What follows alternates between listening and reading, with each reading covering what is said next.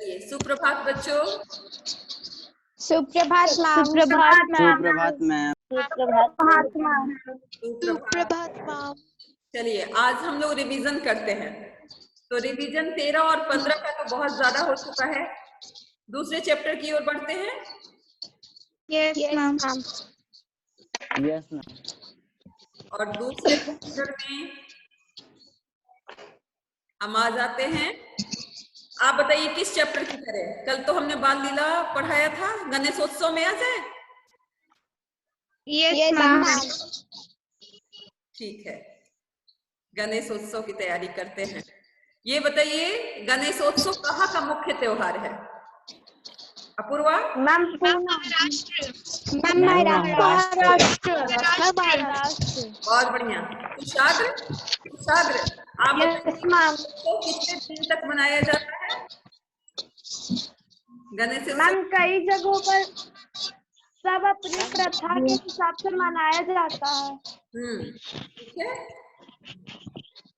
बहुत बढ़िया। मैं जिससे पूछूंगा, बाकी बच्चे म्यूट रखो अपने आप को कि सारे बच्चे सुन सकोगे। मैं जिससे पूछूंगी बस वही बताओ, ठीक है? Excuse me ma'am. हाँ बोलिए। मैम आप जो पीडीएफ खोल रहे हो वो अभी स्क्रीन में नहीं दिख रहा है। नहीं दिख रहा है? ओह, मुझे तो दिख रहा था। मैम अच्छा किया आपने बता दिया। अब देखिए, दिख रहा है? Yes ma'am. ठीक है। अब हमें ये बताइए, सृजल। Yes ma'am. सृजल आप बताइए, गणेश जी यस मैम। किस परिवार के मुख्य देवता हैं? मैम बोलिए, गणेश जी किस परिवार के मुख्य देवता हैं? मैम बुद्धिदाता। मैम शैव परिवार। मैम शैव परिवार। शैव परिवार। शैव परिवार। शैव परिवार के मुख्य देवता हैं। ठीक है। सिद्धि मैम हमसे नहीं पता। नहीं पता था? अच्छा, नो मैम। चलिए अब जान लीजिए। शिव का विशेषण होता है शैव, शैव परिवार के। अयान सरकार आप बताइए, कार्तिकेय ने पृथ्वी की परिक्रमा की थी लेकिन मोदक गणेश जी को मिला, क्यों? बोलिए। अयान नहीं बता सकते हैं। आशीष राज आप बता सकते हैं? मैम आशीष राज।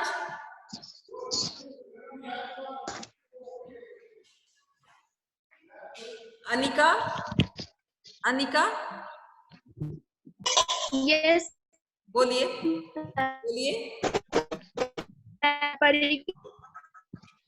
कार्तिकेय ने पूरे विश्व की परिक्रमा की, पृथ्वी की परिक्रमा गणेश जी को मिला क्योंकि उन्होंने यह बात समझी कि माता पिता का स्थान विश्व में सर्वोच्च होता है। माता पिता पृथ्वी से भी बड़े हैं, इसलिए उन्हें मोदक मिला। बहुत बढ़िया। आशीष राज आपको आंसर नहीं पता है? जो गणपति का विसर्जन करने के नहीं जाते वे क्या करते हैं? बताइए आशीष।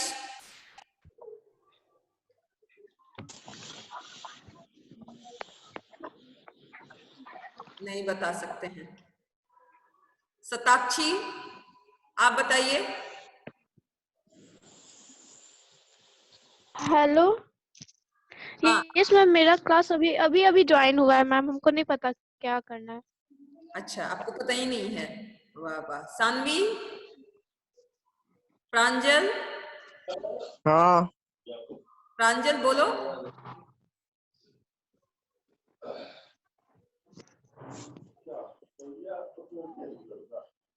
सारे बच्चे म्यूट है। स्तुति। मैम अभी ज्वाइन मेरा हुआ है। बेटा ज्वाइन हुआ तो आपको क्वेश्चन का आंसर नहीं पता है कि जो गणपति का विसर्जन करने नहीं जाते वो क्या करते हैं? मैम मैं बोलूं सानवी। हाँ बोलिए। जो गणपति का विसर्जन करने नहीं जाते वह सार्वजनिक मूर्तियों के साथ अपने घर की छोटी मूर्तियां रख देते हैं ताकि सार्वजनिक मूर्तियों के साथ उनके घर की छोटी मूर्तियों का भी विसर्जन हो जाए। बहुत बढ़िया, बहुत अच्छा।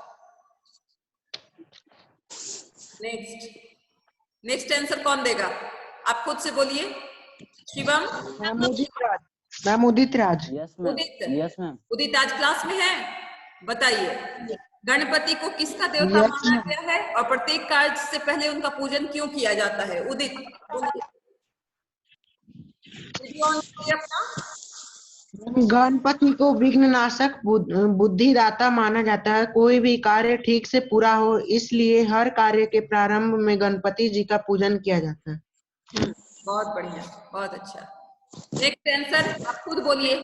लेहिया मेरा खाना। लेहिया। Ma'am ma'am Aradhya. शिवम।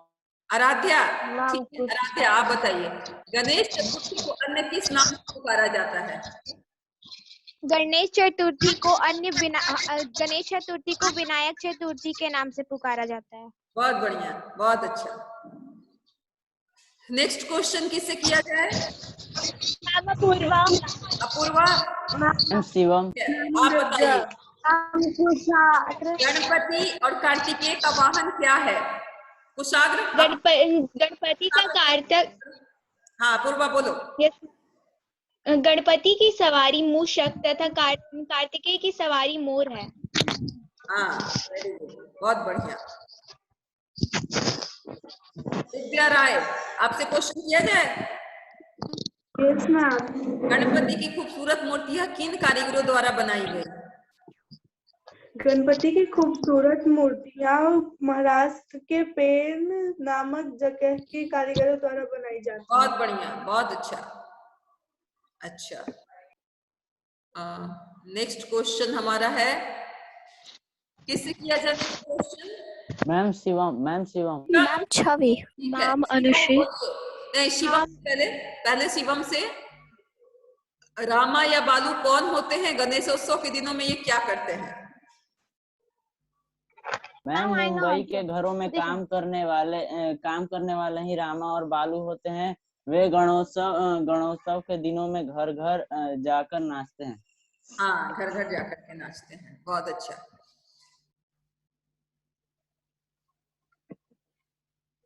अच्छा, हम वाक्य पूछें? वाक्य बता सकते हैं? Yes ma'am. Yes ma'am. Chhavi आप बताइए ऊबड़ खाबड़ क्या वाक्य बनेगा? राम के घर की सड़क ऊबड़ खाबड़ है। यह रास्ता बहुत ऊबड़ खाबड़ है, ये ज्यादा सही होगा ना? Yes ma'am. यह रास्ता। मैम मैं बताऊं सिद्धि? हाँ बोलिए। मैम ये रास्ता बहुत ही ऊबड़ खाबड़ है। हाँ ठीक है, बहुत बढ़िया। नेक्स्ट वाक्य कौन बताएगा? मैम उदित राज। मैम बोलिए अनाप शनाप। अनाप शनाप बातें नहीं करनी चाहिए। बेटा जिस शब्द से हमें वाक्य बनाना है उससे हम वाक्य शुरू कर सकते हैं। मैम मैं बताऊं? हाँ बोलिए। मैं बोलूं? बोलिए। मैं बताऊं?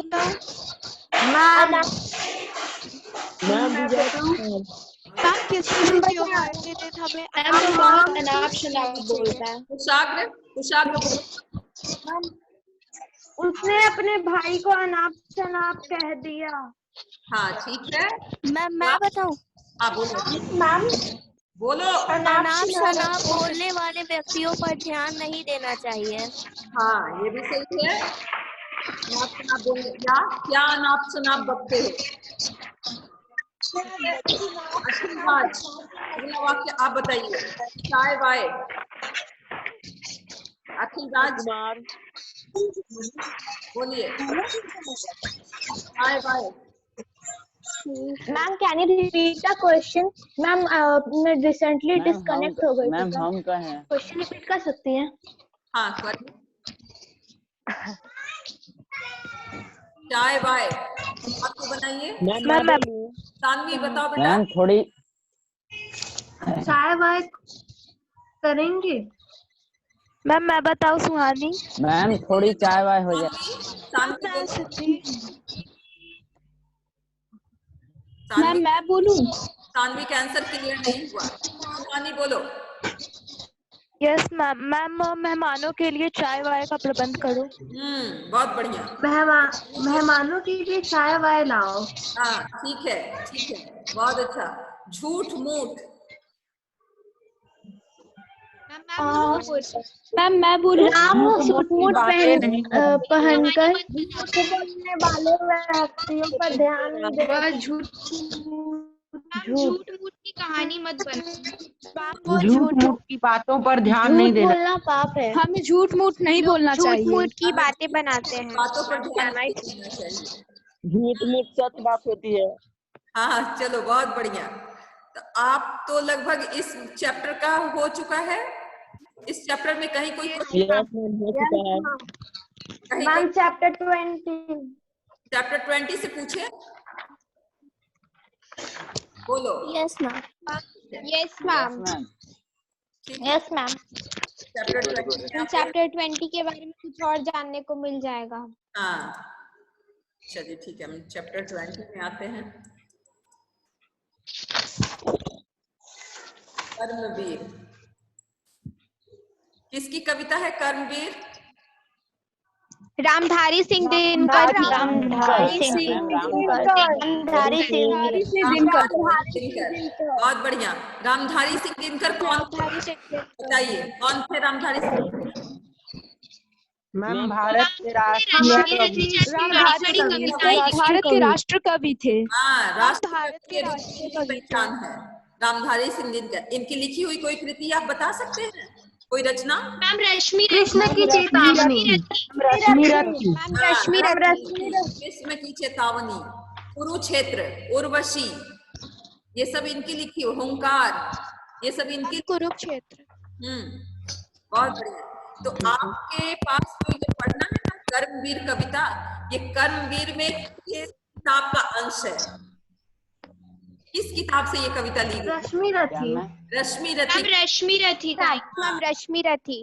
Very good. मैम रश्मि रथी। कर्मवीर, रश्मि रथी का। बताइए कर्मवीर का क्या? मैम जो कर्म से वीर होता मैम जो है, कर्म से वीर तो होता है कार्य और करने से बाधा वीर से नहीं होता है। डरता। बिल्कुल जो बाधा से नहीं डरता है और आगे बढ़ता है। आगे बढ़ता है। जो कर्म से वीर होता उसका है। सबने निकलता। बिल्कुल सही आपने कहा कि जो कर्म से वीर होते इसमें हैं, आत्मविश्वास होता है। वो बातों के वीर नहीं होते हैं, कुछ कर गुजरने की क्षमता रखते हैं। ठीक है, और वो बड़े से बड़े कार्य को अंजाम देने की हिम्मत रखते हैं, तो वैसे को हम कर्मवीर कहते हैं। ठीक है, अच्छा आप में से अयान, आप बताइए शुरू के 4 पैराग्राफ का अर्थ बताइए। सच है विपत्ति आती है, कायर को ही दहलाती है, सुरमान ही विचलित होते क्षण एक नहीं धीरज होती। बताइए अर्थ क्या होगा? मैम हम बताएं। मैम पूरे चैप्टर का अर्थ बताने की। 1 मिनट बेटा, सबको म्यूट करना पड़ेगा। पहले आप अयान को बोलने दीजिए। बोलिए अयान। मैम एक बार आप लोग रिपीट कर सकते हैं? क्या कह रहे हो? नहीं सुन पा रहा। अपूर्वा मैं बताऊं? सकती हो? अपराजिता मैम बोले। मैम स्तुति शर्मा। यस मैम मैं बोल मैं सकती हूँ। बोलूं? हाँ बोलो। मैम स्तुति मैम शर्मा। क्या नाम है? सच है विपत्ति जब आती है कायर को ही दहलाती है। जब कोई मुसीबत आती है किसी के ऊपर, तो जो डरपोक लोग होते हैं वही उससे घबराते हैं और ये सोचते हैं कि ये बहुत बड़ी मुसीबत है, मैं इसका सामना कर ही नहीं पाऊंगा।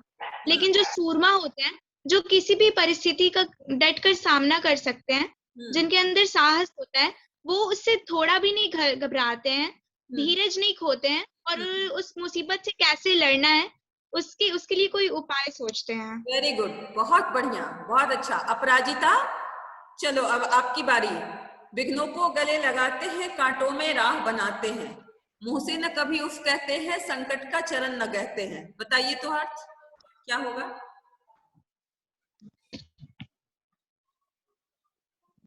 अपराजिता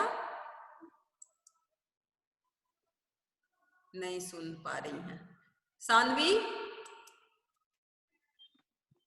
यस मैम। हाँ बोलिए। जो वीर लोग होते हैं वह किसी भी वक्त मुसीबतों से भिड़ने के लिए तैयार होते हैं और वे अपना रास्ता खुद ही बनाते हैं। उनके मुंह से उफ शब्द कभी नहीं निकलता है, वह कायर नहीं होते हैं। उनके शब्द कोश में हारने नाम का शब्द नहीं होता है। और जब भी संकट आता है वो लोग कायर नहीं और ये नहीं सोचते हैं कि अब हम ये काम नहीं कर पाएंगे, हमसे तो होगा ही नहीं, बल्कि संकटों का सामना वे डट करके करते हैं। बड़ी से बड़ी बाधा है, हर बाधाओं को चीर करके आगे बढ़ने की ये हिम्मत अपने अंदर रखते हैं। बहुत अच्छा, चलिए। Excuse me ma'am. हाँ बोलिए। मैम बुक नहीं दिख रहा है स्क्रीन पर। बुक नहीं दिख रहा है? अच्छा, फिर से मैं शेयर कर नो मैम नहीं दिख रहा है। फिर से शेयर कर देती हूँ। मैम शूलोक का मीनिंग क्या होता है? दिख रहा है? Yes ma'am. Yes ma'am. क्या पूछा? Yes ma'am. Yes ma'am. पूछा? Yes ma'am.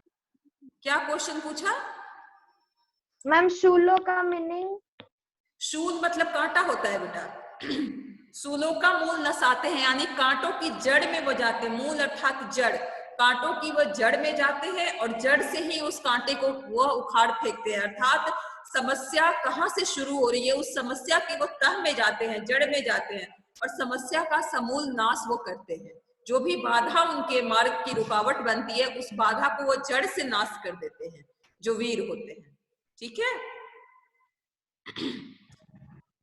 आगे आराध्या आप बताइए। जो आपड़ता सब सहते हैं, उद्योग निरत नित रहते हैं। उनके सामने जो भी परिस्थिति आती है, जो भी संकट आता है, वो उन्हें सह लेते हैं, यानी उनका डटकर मुकाबला करते हैं। उद्योग निरत नित रहते हैं, अपने कर्म में, अपने लक्ष्य में वो हमेशा लीन रहते हैं, ताकि वो हमेशा आने वाली संकट के लिए भी हमेशा तैयार रहते हैं और हमेशा अपने लक्ष्य में, हमेशा अपने कर्म में वो लीन रहते हैं, ताकि वो निरंतर बढ़ते हुए सारी बाधाओं का सामना करते हुए आगे बढ़ते हैं। हाँ, सारी बाधाओं का सामना करते हुए अपने लक्ष्य की ओर वो निरंतर बढ़ते रहते हैं, कहने का ये अर्थ हुआ। ठीक है, तो बॉयज की ओर से कोई नहीं है आंसर देने वाला उदित के अलावा? मैम उदित राज। मैम उदित राज है, मुझे पता है। उदित के अलावा और Shivam? Ma'am Kushan. Shivam? Yes ma'am. Shivam आप आंसर दे सकते हैं आगे? मैम क्वेश्चन क्या है? शूलों का मूल नसाते हैं, बट खुद विपत्ति पर छाते हैं। क्या अर्थ होगा? अभी हमने बताया ना। Yes ma'am. Yes ma'am. Ma'am जो भी विपत्ति आती है वो उसकी जड़ में जाते हैं और उसे जड़ से खत्म कर देते हैं, बट खुद विपत्ति पर छाते हैं। Yes ma'am. और विपत्ति से बड़ी विपत्ति बनकर वह उसके ऊपर टूट पड़ते हैं। ठीक है, बहुत बढ़िया। नेक्स्ट आगे। Yes ma'am. Yes ma'am. कौन देगा ये बताइए? आप में से कोई दे सकता है? मैम उदित राज। मैम छवि। अच्छा मैम कुशान। मैम स्तुति। मैम स्तुति को पूछ लेते हैं। उदित ने नाम दिया है अपना। है कौन विघ्न ऐसा जग में टिक सके आज मग में, ठोक ठेलता है जब न पर्वत के जाते पांव उखड़। आप बताइए उदित, क्या अर्थ होगा? दुनिया में ऐसा कोई विघ्न नहीं है जो मानव को हरा सके। मानव के पास हर चीज का उपाय होता है। अगर कोई विघ्न आता है तो उसका समाधान भी आता है। मानव को उसे खोज कर उस विघ्न को खत्म करना होता है। अगर मानव साहस करता है और उसे आत्मविश्वास रहता है तो वो पर्वत के भी पांव को उखाड़ फेंक सकता है। हाँ, अगर मनुष्य साहस करके किसी काम को करने की ठान ले मन में, तो पर्वत जैसी मुसीबत, यानी पर्वत यानी सबसे बड़ी मुसीबत, पर्वत जैसी मुसीबत को भी वह से उखाड़ फेंकता है। कहने का मतलब कि पर्वत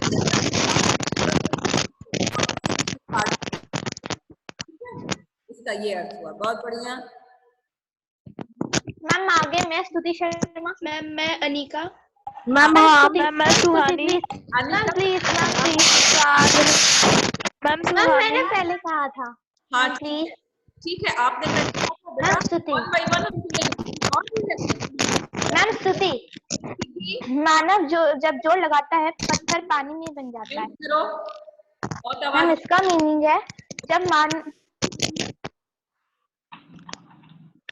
इसका मीनिंग है जब मानव अपना पूरा दम लगाता है, किसी चीज को करने की ठान लेता है, तो पत्थर यानी करीब से करीब मुश्किलें भी आसान हो जाती हैं। और कोई कोशिश करना चाहेगा? मैम मैं अनिका। हाँ बोलो अनिका। मैम मानव जब जोर लगाता है पत्थर पानी बन जाता है।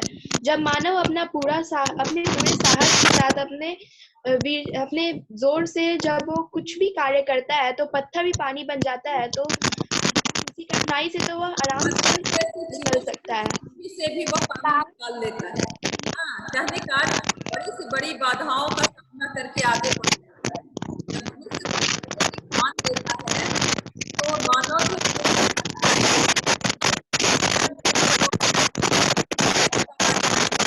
मैम संगीत आवाज से आवाज आ रही है। मैम बहुत ज्यादा के माइक से आवाज आ रही है। ठीक है,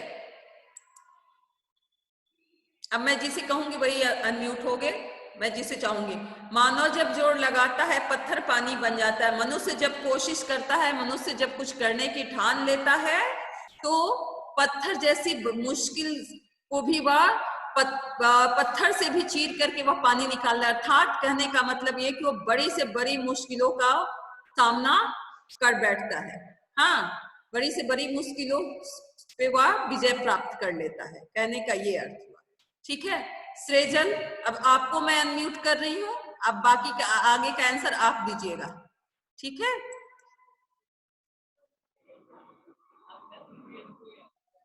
आप बताइए। गुण बड़े एक से एक प्रखर है छिपे मानवों के भीतर।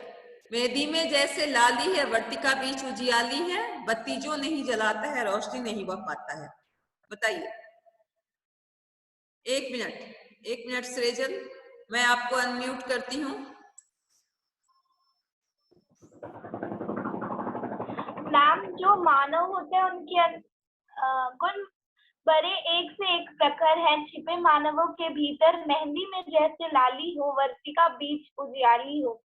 मैम जो मानव है उसके अंदर एक से एक गुण छुपे हुए हैं, जैसे कि मैम थोड़ा एक्सप्लेन करने में सही नहीं लग रहा है। नहीं कर पा रहे हैं। अच्छा, कोई है जो अच्छे से एक्सप्लेन करे? सुहानी, ठीक है, पहले सुहानी को मौका देती हूँ। पहला हैंड रेज सुहानी ने किया है।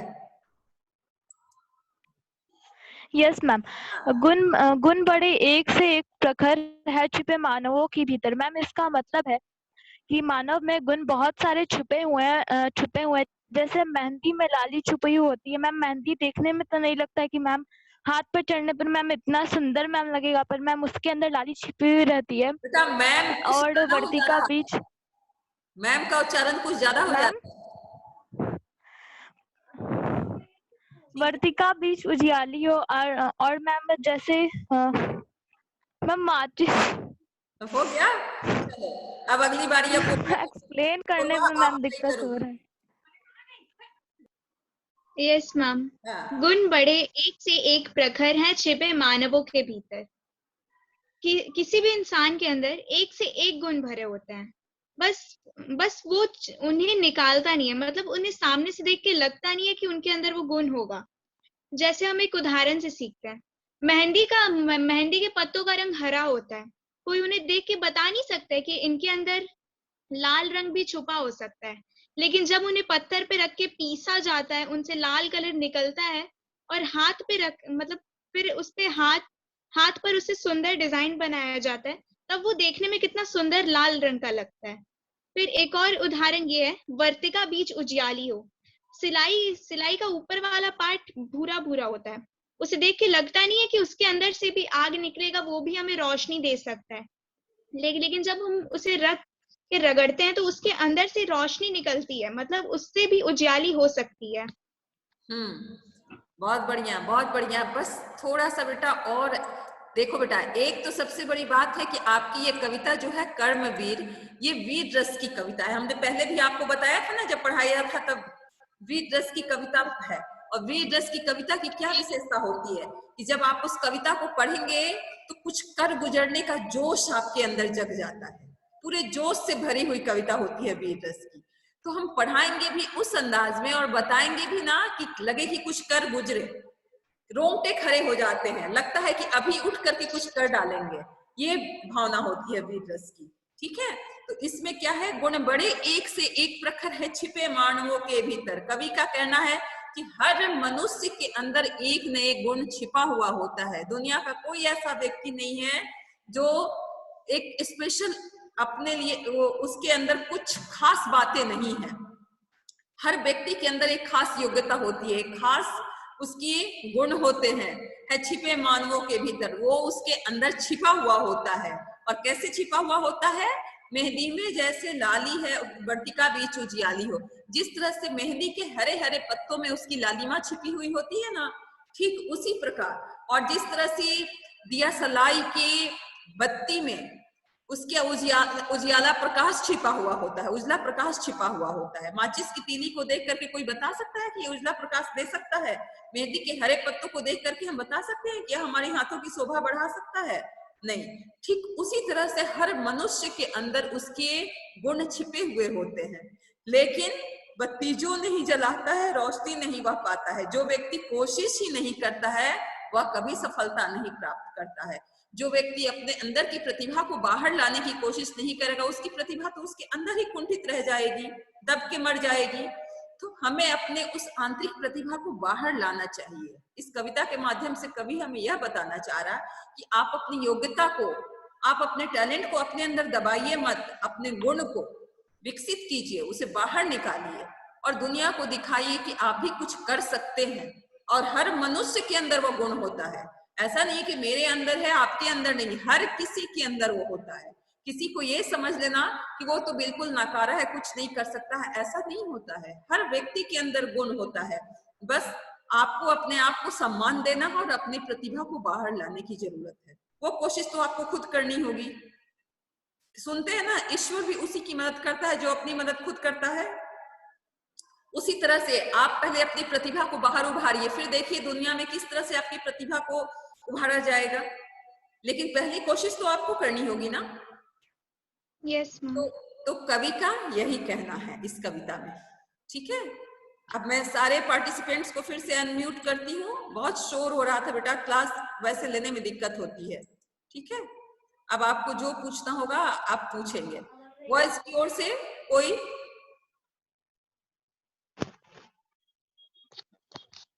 Yes ma'am. हाँ मैम, नसाते मतलब क्या होता है? किसका अर्थ? मैम, नसाना। नसाना, सुनो का मूल नसाना। नसाना मतलब नष्ट करना। नष्ट करते हैं। और कोई शब्द? अच्छा, क्वेश्चन में नो मैम। किसी क्वेश्चन में कोई परेशान? फिर देखो आपके पास से आवाज मजबूरन करना पड़ेगा। मैम, कहते मैम, इसका मतलब? किसका?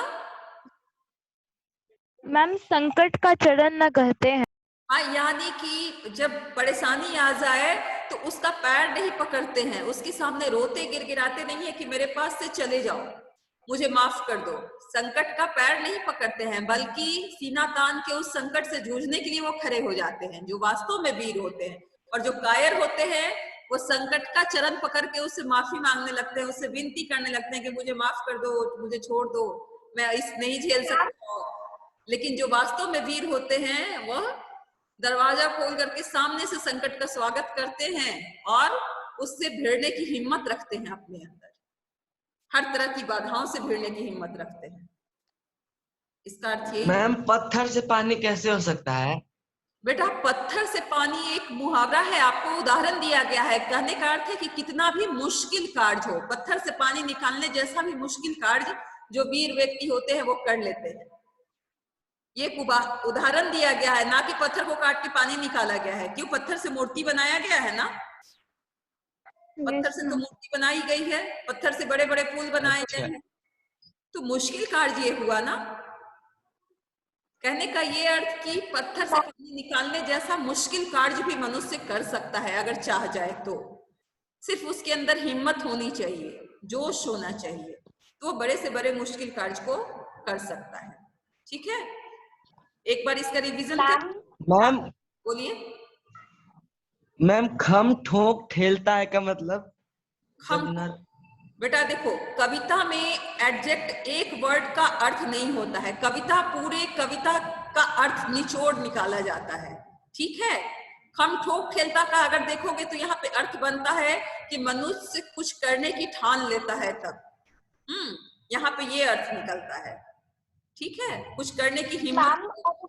वैसे आपके बुक में शब्दार्थ भी दिया हुआ है, लेकिन खम ठोक ठेलने का अर्थ है हिम्मत करके मनुष्य अगर कुछ करने की कोशिश करता है तो वह प्राप्त कर लेता है।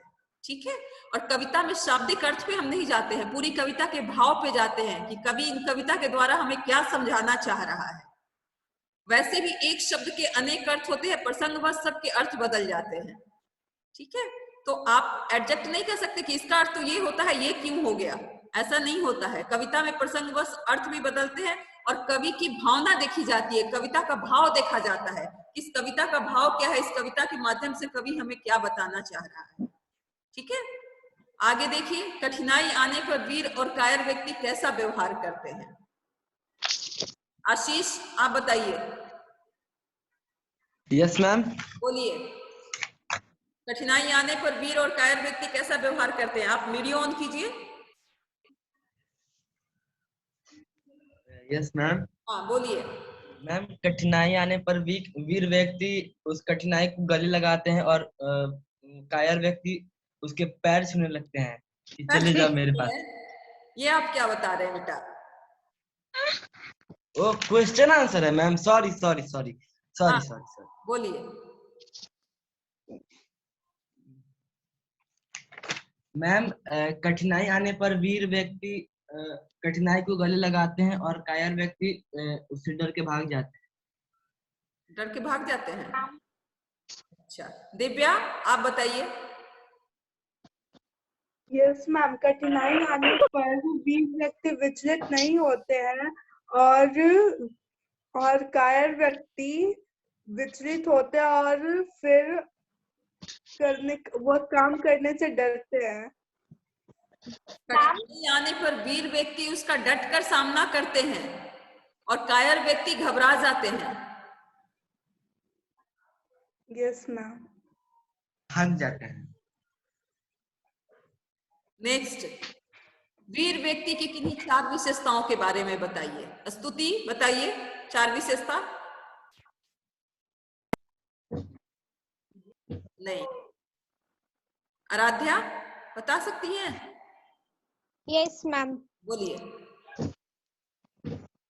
यस मैम, वीर व्यक्तियों की 4 विशेषताएं निम्नलिखित हैं। पहला साहसी, दूसरा परिक्रमी, तीसरा निडर, चौथा अपने लक्ष्य के प्रति जागृत रहना। वे अपने लक्ष्य के प्रति जागरूक रहते हैं। बहुत बढ़िया, बहुत अच्छा। अर्पिता, अर्पिता आप बता सकती हैं पर्वत के पांव कब उखड़ जाते हैं? Yes ma'am. बोलिए। मैम जब वीर व्यक्ति मैम साहस से मैम अपना काम पूरा कर लेते हैं। मैम, पर्वत का पांव भी होता है।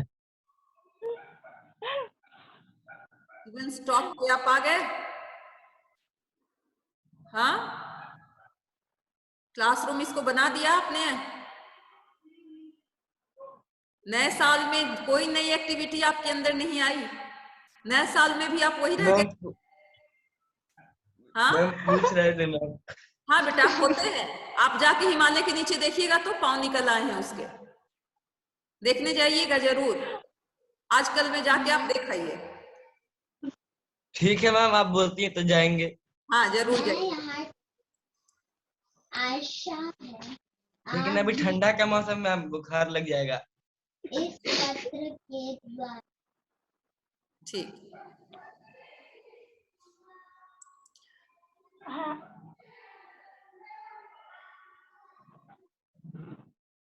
चलो बेटा आगे बताओ, किन किन उदाहरणों के द्वारा कवि ने मनुष्य के अंदर छिपे गुणों के बारे में बताया है? बता सकते हैं किन किन उदाहरणों के द्वारा?